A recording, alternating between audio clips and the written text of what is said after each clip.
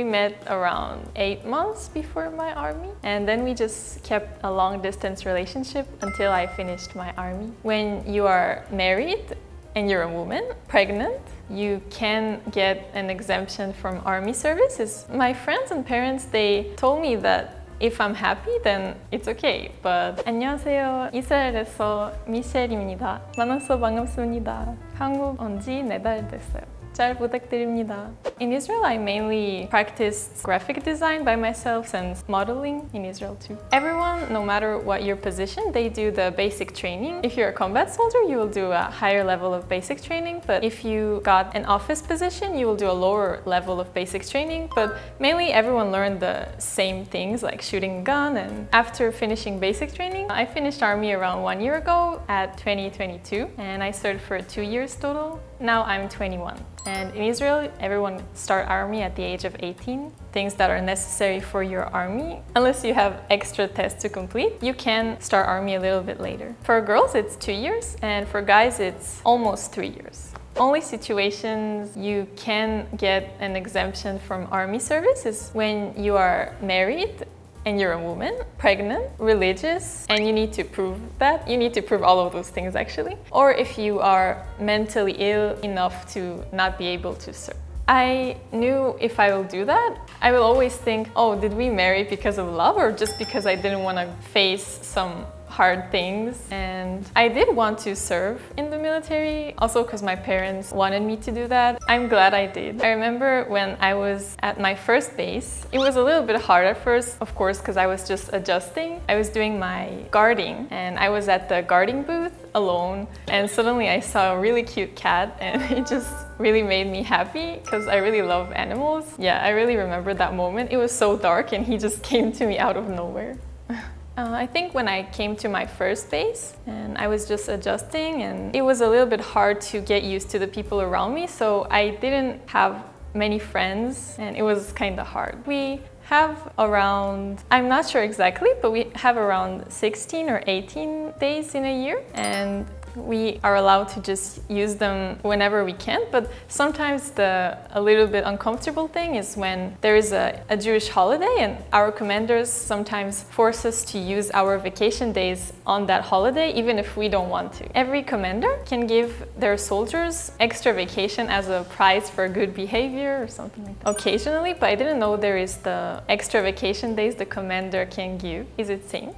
He came to Israel because of his work, and we just met in Israel and we started talking and meeting more often. We met around 8 months before my army, and then we just kept a long distance relationship until I finished my army. There are so many.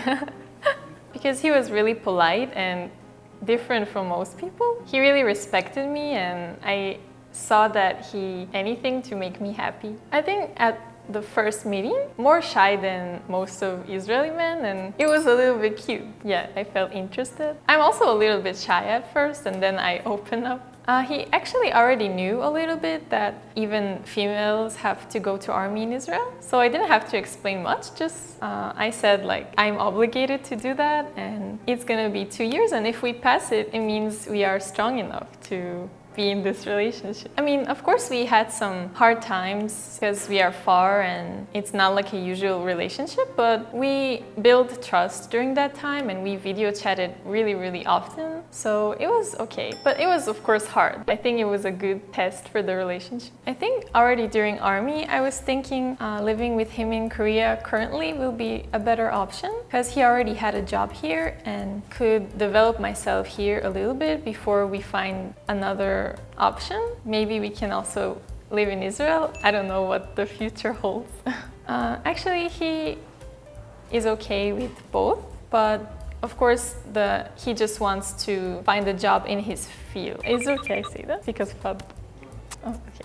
So I will start again. He's fine to live in Israel or Korea. It doesn't really matter because he adjusts pretty well to different cultures. Just he wants to be able to find a job in his field. That's the important thing. My friends and parents, they told me that if I'm happy, then I can do what makes me happy. If it's living in Korea, then it's okay. But of course, they prefer I will be closer to them. Yeah, actually, he understands me a lot. Like when I felt hardness during my army time and I called him and I complained. He understood me so well because he'd been through this too, and he said, oh, it also happened to me, and it made me feel so much better. Actually, it's not funny, but I was just shocked. He explained to me that in the Korean army there is bullying happening between higher levels and lower levels. Like sometimes higher level soldiers can bully the lower level soldiers, and I was so surprised, like why is it still happening? And we also watched the Netflix series actually.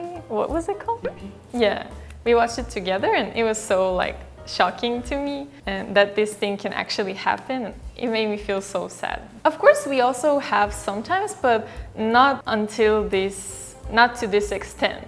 This is too much. Someone will bully another soldier who is under them. The commander will get involved and usually will punish the soldier. And I don't know why it's not happening here. 오늘은 이스라엘 군대 얘기 해봤는데요. 이 영상이 재미있었다면 구독과 좋아요 눌러주세요. 군필 커플 구독과 좋아요 주세요.